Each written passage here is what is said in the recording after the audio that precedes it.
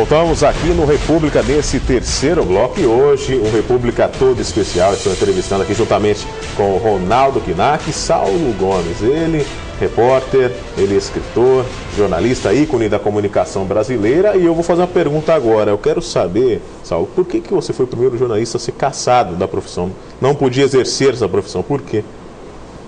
É fácil a gente responder.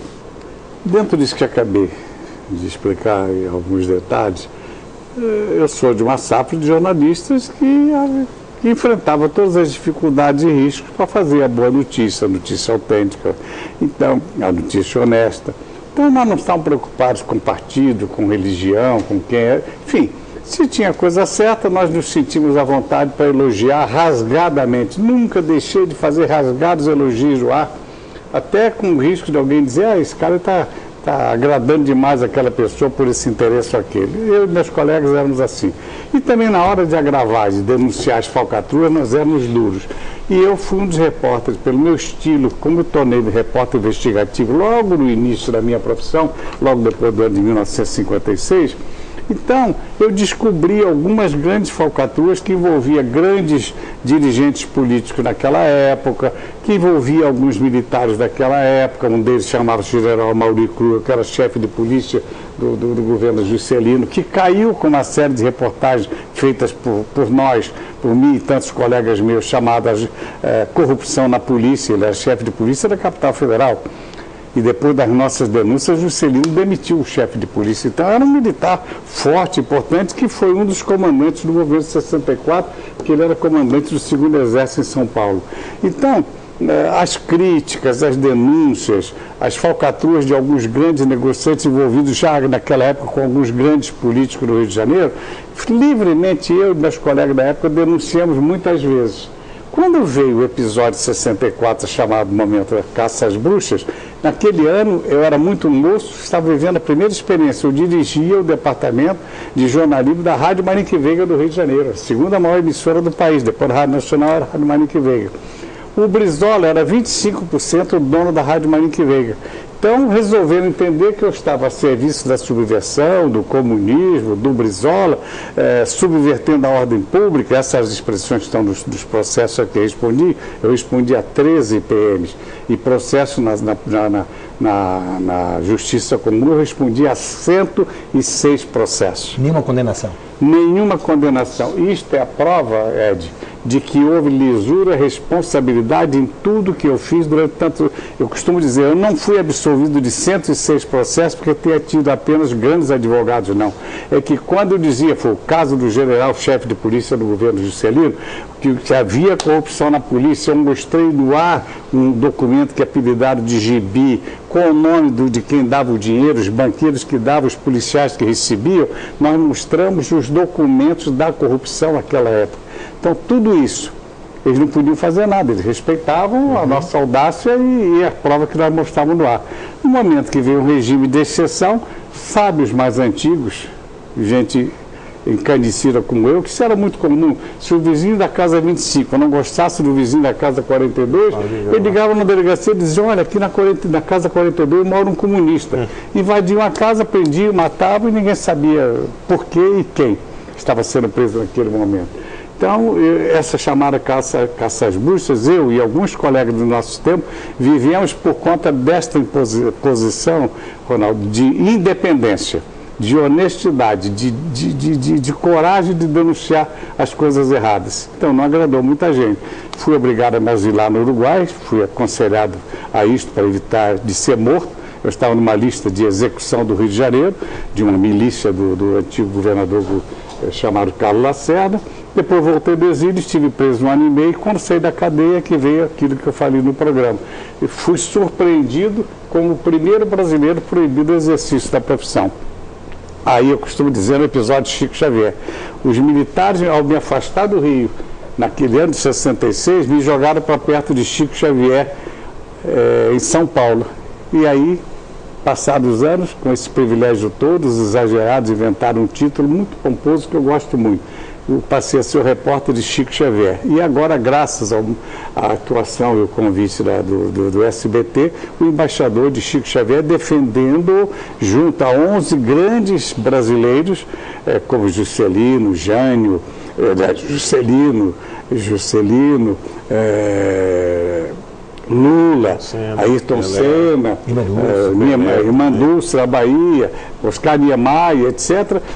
Então fui em meio a todos esses grandes brasileiros defender o nome de Chico e que tornou-se então essa grande figura. Então isto nasceu porque os militares em 1966 me expulsaram do Rio e em 68 eu estava ao lado de Chico Xavier em São Paulo. Você na verdade pagou pelas suas virtudes, não pelos seus erros, né? Pelo menos não fui processado por corrupção. Tá. Esse general Cruel, Amarildo Cruel, não era comandante do 3º Exército? Não, ele era comandante do 2º Exército de São Paulo. Quando foi assassinado Vladimir Herzog? Não. Aí já era, se não me engano, o general Edinardo. Já bem tempo depois. Não, Cruel foi comandante do 2º Exército em 64. Ele foi chefe de polícia, como eu disse, no Rio, naquela época, no Brasil, não havia a figura de secretário de segurança. Então, era chefe de polícia no Rio de Janeiro, no governo federal, no governo Juscelino. Era um cargo nomeado de confiança imediata do presidente da República, que era a capital federal. E amigo e compadre de João Goulart. Gaúcho como você e como João Goulart. Entretanto, existe, não cabe aqui comentar, a história de quanto custou a traição dele ao compadre e amigo gaúcho como ele, João Goulart. Quando ele, Amaury Cruel, teve interesse de trair o Jango. E aí, graças ao apoio do 2º Exército, consulte a história que vocês vão ver, que só o 1º Exército do Rio de Janeiro e lá os militares, o general Mourão Filho e Carlos Luiz Guedes, que marcharam de Belo Horizonte e acamparam no Rio de Janeiro para derrubar o governo, só esses militares e generais e tantos outros não tinham força sozinhos, o 1º Exército, para derrubar Jango. Até porque o 3º Exército no Rio Grande do Sul estava dividido, você sabe disso. Então, dependia fundamentalmente do apoio do grande, maior exército de todos no país, que era o 2º Exército. O general Cruel era... Que traiu o Jango. Que era compadre e amigo, era padrinho do João Vicente, um dos filhos de João Goulart. Traiu o presidente, traiu o amigo, traiu o compadre, apoiou e graças a esse apoio, o movimento 64 tornou-se vitorioso. Agora, Saulo, eu gostaria só, antes de fazer a pergunta, Ronaldo, abrindo parede, já que a gente falou de Vladimir Herzog, eu queria saber o seguinte: você como repórter na época, quando soube daquela informação colocada ali por uma certa emissora, na época, no caso aí a Rede Globo, que quando o pessoal se reuniu na catedral para fazer aquela missa toda, que falou que era uma comemoração do aniversário de São Paulo. Como que você recebeu isso? Liderado por Dom Paulo. Como que você recebeu essa informação que a Globo desviou, né? Isso aí vi com tristeza. Eu não podia fazer nada e se eu tivesse algum grande veículo na mão, teria sido apenas mais um para falar, uma posição de protesto, mas não fazia eco porque os militares não permitiam que se falasse. Então, houve sim aquele grande momento, aquele extraordinário trabalho que foi o ritual ecumênico liderado por Dom Paulo Evaristo Arnes, com apoio imediato do Henri Sobel, que era o chefe, o presidente do Rabinato de São Paulo, imediatamente os judeus, porque o Vladimir Herzog, além do mais, era um judeu, aderiu. E tudo isso ali começou a mudança, em verdade, a preparação para a mudança e o término do regime militar em 85, praticamente, também teve uma força muito grande naquele movimento, né? E o gesto de coragem desses brasileiros, citados aqui, Dom Paulo e tantos outros brasileiros, que fizeram aquele ato ecumênico pela alma de Vladimir Herzog. Foi vítima realmente de um ato de violência. Poderia ter sido um de nós, repórteres da minha época, o enforcado do 2º Exército do ICOD naquela época. Por acaso foi o Vladimir. No filme do Daniel Filho, o ator Paulo Goulart representa o jornalista Saulo Gomes. Exato, no Pinga Fogo. O que você achou dessa interpretação? Eu fiquei surpreso porque o mediador do programa, em verdade, foi o grande jornalista e colega chamado Almir Guimarães. Então, qual foi o meu trabalho e a importância do meu trabalho de Chico Xavier no Pinga Fogo? Era um programa jornalístico, como eu falei, que só entrevistava políticos. Eu briguei muito, ouvi muito desaforo e até impropérios dos diretores associados, dizer, você está louco? Como é que vai trazer Chico Xavier para o Pinga Fogo e a igreja vai falar o que de nós? E falou, como você sabe. Pois bem, quando eu consegui trazer o Chico Xavier para o programa, foi tudo isso que nós já comentamos, uma audiência de toda a história até hoje da televisão brasileira e esse divisor da história do espiritismo antes e depois do Pinga Fogo. Quando o Daniel foi fazer o filme, que ele estava de posse de um texto extraordinário do grande jornalista Marcel Sotomayor, o filme, Chico Xavier, o filme é baseado no livro As Vidas de Chico Xavier, do Marcel Sotomayor, da editora Planeta na época. Ele, de repente, disse a alguns amigos, gente, como é que eu vou fazer a vida de Chico Xavier? Eu sou ateu, não acredito em nada, nem espiritismo, nem no Chico Xavier. Alguém lembrou que tinha o DVD do Pinga Fogo de 71, produzido por mim e por uma editora com quem eu trabalho em São Paulo, chamada produtora DVD Versátil. Pediu, nós mandamos o filme, artistas, Daniel Filho, mais os diretores, técnicos e artistas, assistiram durante várias e várias horas, durante um mês inteiro, o Pinga Fogo Chico Xavier. Aí o Daniel teve coragem, pode ver que que o filme, logo a partir do 3º ou 4º minuto de filme, é toda a história do Pinga Fogo. O Chico Xavier chegando no Nelson Xavier, o ator, chegando nos estúdios da TV Tupi, toda a história se desenvolve no Pinga Fogo. Aqueles atores todos fazem o papel de entrevistadores do Pinga Fogo. Veja que no filme, Ronaldo, o logotipo que está lá é o logotipo do Pinga Fogo. Aí a Byton, eu esqueci o prenome dela, a mulher cantora, mulher do Daniel Filho, nos encontrou quando nós fomos convidados para o pré-lançamento do livro em 2010 em Uberaba. Então, conversando com minha mulher, disse assim, o Saulo vai ter uma surpresa. Você não sabia? Não sabia, porque o Daniel, querendo homenagear o Saulo, com companheiros que foram repórteres juntos no Rio de Janeiro, etc., ele encontrou um jeito, ele botou o nome do Saulo, mas como não é figura própria, então ele não quis esquecer o sobrenome do mediador, então ficou Saulo Guimarães. E aí, quando sentamos lá, que vimos o filme, de repente me aparece o Paulo Goulart, meu amigo, meu companheiro, ele um grande espírita, inclusive, né? Ele é M7 Bruno, né?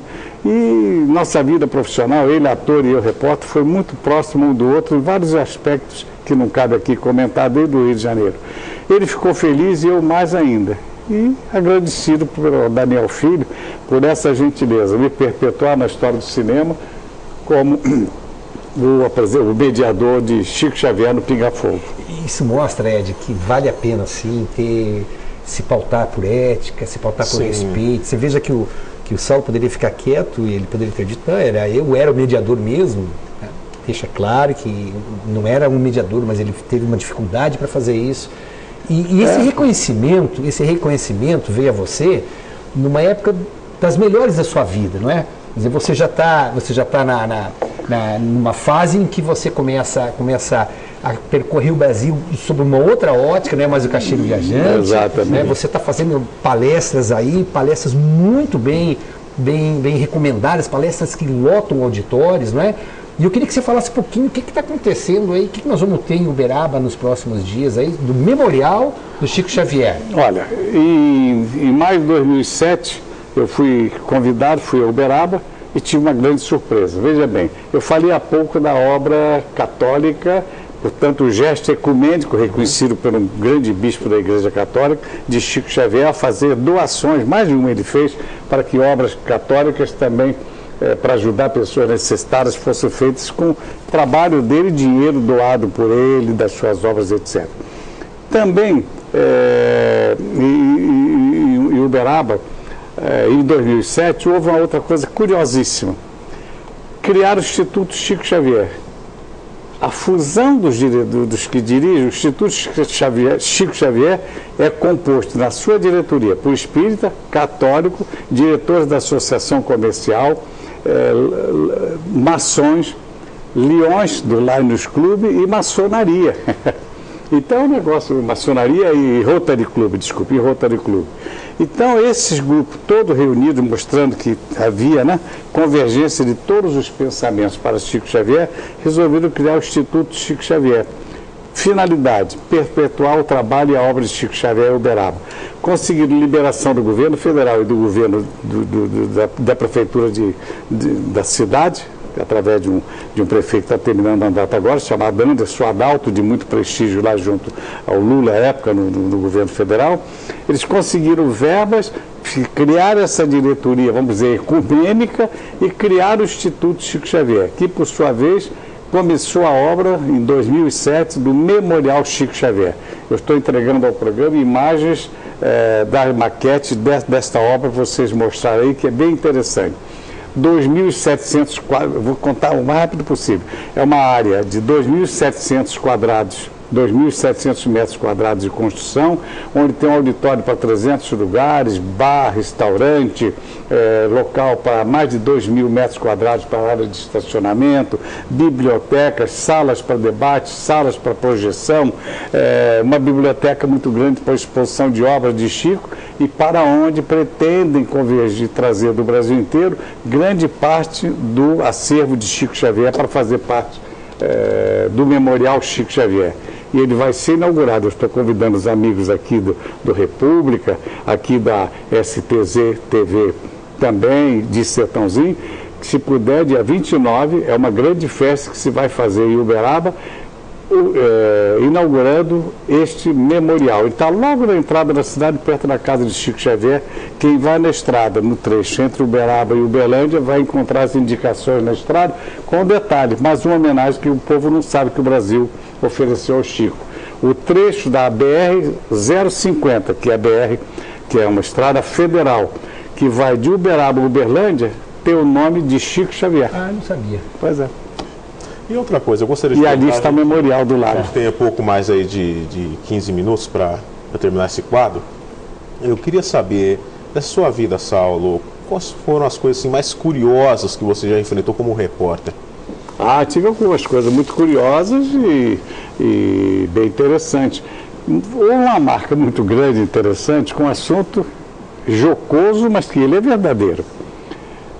Que virou piada, mas que ele existia. Vocês devem lembrar que em 98, 99, por aí, pouco antes, não, 86, 92, por aí, entre essa data, esses 5, 6 anos, surgiu uma onda muito grande, começou no México, passou por 2, 3, 4 países sul-americanos, chegando ao Brasil, a onda do chamado chupa-cabras. Pois bem, e eu, dentro desse espírito de, embora afastar a chamada grande mídia como hoje, sempre ligado aos fatos, quando começou a onda do chupa-cabras, eu comecei a fuçar, para usar a linguagem, né, de nós repórteres, para saber alguma coisa ligada ao assunto. De repente, a sorte tem também que ajudar o repórter, não é só ser audacioso. Chegou um cidadão para mim e disse assim: Saulo, estão falando negócio de chupa-cabras? Não é nada disso. O que existe no Brasil é o seguinte: eu tenho um amigo que caçou um animal cuja cabeça está embalsamada em um certo lugar aqui em São Paulo, chamado Menino d'Água. Eu até falo, se aqui estivermos ouvindo o programa República nesse instante, algum pescador muito antigo vai saber o que é o Menino d'Água ou o Caboclo d'Água. Faz parte hoje do nosso folclore. Aí disse: mas consiste em quê? Ele disse: é um animalzinho de mais ou menos 1,20 m, tem uma cara que parece de criança, por isso o apelido de Menino d'Água, e peixe. Então esse animal é um animal muito perigoso, ele habita as margens dos rios. Com o progresso no sul, ele foi fugindo, hoje está habitando alguns rios do norte, especialmente na ilha de Viseu, no Pará. Sim, mas o que é isso aí? Então esse animal é que tem muita gente no Brasil confundido com a história do chupa-cabra, porque ninguém conhece o chupa-cabras. Esse animal age dessa forma nos rios, ele fica sentado à beira do rio, quando passa algum pescador, ele mergulha, balança o barco, o primeiro pescador que cair, ele leva para o fundo do mar, do rio, abraça com as suas unhas pontiagudas, destrói o cérebro e começa a devorar o cadáver pelo cérebro. Chama-se menino d'água ou caboclo d'água. Tem um uivo muito estranho e o jeito dele, quando está perto de pescador, é de que ele está querendo falar alguma coisa. Por isso os pescadores têm pavor do caboclo d'água.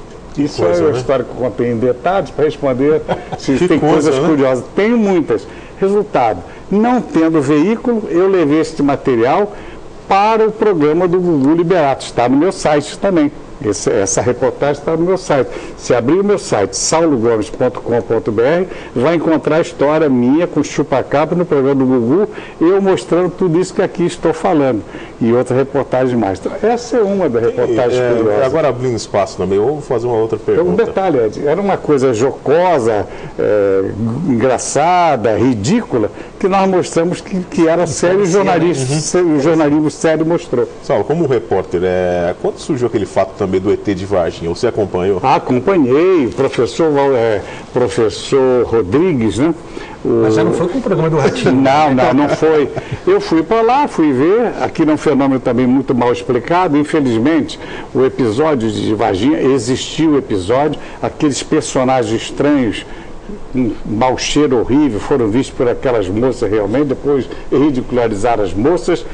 Um daqueles cadáveres daquele animal foi realmente levado para Campinas, só que foi parar no setor de trabalho de um homem que depois, no episódio PC Farias, que eu conheço bem, que eu documentei e espero transformar em livro, chamado Badam Palhares, ele ridicularizou o caso, escondeu a verdadeira história da autópsia que foi feita no cadáver do chamado ET de Varginha. Existe o fenômeno, ele é muito sério. O professor Rodrigues, em Varginha, é um advogado de muito nome lá, de muito respeito, preside hoje, por acaso, uma instituição ligada a estudos ufológicos, mas o ET de Varginha foi um fenômeno, infelizmente, levado para a galhofa, foi mal explicado, mas ele é verdadeiro. Da mesma maneira como começou a entrevista do Davi Nasser e James Mazon lá. Exatamente, como o Davi Nasser. Se você corrigir a história. Exato, fizeram em 44 uma reportagem ridicularizando o Chico. Em 68 nós provamos que o Chico, independente de aceitar ou não o espiritismo, que ele era o seu grande defensor e representante, era um homem sério, humano e honesto. Só um detalhe, Ronaldo e Ed. Veja que se como profissional um ser humano não tem que estar feliz, é impossível imaginar o bem que se fez a milhões de brasileiros, a milhares de mães aflitas, que perdendo seus filhos não sabiam onde se agarrar, enfim, onde procurar uma resposta para a morte trágica de um filho, etc., e que foram encontrar em Chico Xavier este alento e esta resposta, independente de aceitar ou não o espiritismo. Leio no meu livro As Mães de Chico Xavier, no cinema foram 3 mães, aqui eu tenho 7 mães depondo. Vocês vão ver que tem aqui mãe católica, mãe evangélica, que depois de perder o filho de forma trágica, correu e foi procurar o Chico Xavier, levado por algum amigo, e que dele trouxe uma mensagem psicografada provando que era do seu filho, representando com isso um alento muito grande. Realmente, olha, a participação histórica, a gente mostrando aí o fato do Che Guevara, mostrando Chico Xavier, mostrando esses fatos também jocosos, engraçados, mais sérios, né, no caso aí do Chupacabra e também do ET de Varginha, a gente mostra aqui o ícone realmente da comunicação, né, Ronaldo? Olha, eu não sou o ícone, mas eu gostaria de aproveitar e dizer, aqui há uma outra história muito importante que o jornalismo levar a sério e corrigiu. Lembram vocês do acidente que matou os Mamonas dia 2 de março de 96? Lembro vocês que a aeronáutica crucificou o Jorge Hermano Martins, que está enterrado aqui em Holândia. Sua viúva hoje é advogada, está lá advogando na cidade, a viúva de Jorge Hermano Martins. Pois bem, essa história dos Mamonas também aparece no meu site, e eu, levando o meu livro, lancei em 96 um livro intitulado O Último Voo. O que está esgotado esse livro? Consiste em que o meu livro? Eu mostrei todos os elementos técnicos e humanos que contribuíram para a queda do avião em que morreram os Mamonas. Se eu tiver a oportunidade, uma editora, de o ano que vem lançar o outro livro, ele vai se chamar, o mesmo título, O Último Voo, subtítulo, A História Continua. Vamos provar que o acidente de 99, de 96, lá no Jabaquara, em São Paulo, com 99 mortos. O acidente da Gol com 154. O acidente mais recente da TAM com 199 mortos. Esses acidentes tiveram os elementos técnicos e humanos iguaizinhos os de 96, que fez com que caísse o avião que conduzia os Mamonas assassinos. Então, a história continua. Os elementos técnicos, equipamentos danificados os militares da aeronáutica não gostam disso, mas isso está provado no livro. Naquela época nós tínhamos equipamentos deficientes, jogar a culpa toda em cima dos controladores de voo, de verdade, não são, eles são os melhores do mundo, só que o equipamento que estava à disposição deles para trabalhar eram deficientes, inutilizados, cheios de problemas técnicos, e eu provei e mostrei. E usei como prova principal no programa do Gugu, que eu repito, que está aí citado no meu site. Eu mostrei, disponho no meu arquivo, da gravação secreta, chamada secreta da aeronáutica, que mostra como foi o acidente. Essa gravação, quando eu mostrei no ar, eu disse: Gugu, lamento por mostrar aqui na televisão hoje, uma gravação que a aeronáutica se negou a entregar à justiça. Aqui está a prova de que mataram 9 pessoas, dentre esses os 5 membros dos Mamonas Assassinos. Isso é o jornalismo levado a sério. Tá certo. Entrevistamos aqui Saulo Gomes, passando mais uma vez o site para o pessoal, de repente, acompanhar também esses fatos históricos. Buscar mais informações sobre o Saulo é www.saulogomes.com.br. Você que de repente assistiu essa entrevista e quer também outras informações, entre nesse site www.saulogomes.com.br. Eu agradeço ao Ronaldo Knack, que participou aqui do República, né, Ronaldo? Foi um prazer imenso, não apenas de ter o privilégio de entrevistar o Saulo, mas de participar juntamente com você, um programa que traz muita novidade aqui, né? A gente tinha uma ideia de que poderia me perguntar tudo, mas por um outro lado, Saulo, ficou muita coisa para você falar no próximo programa.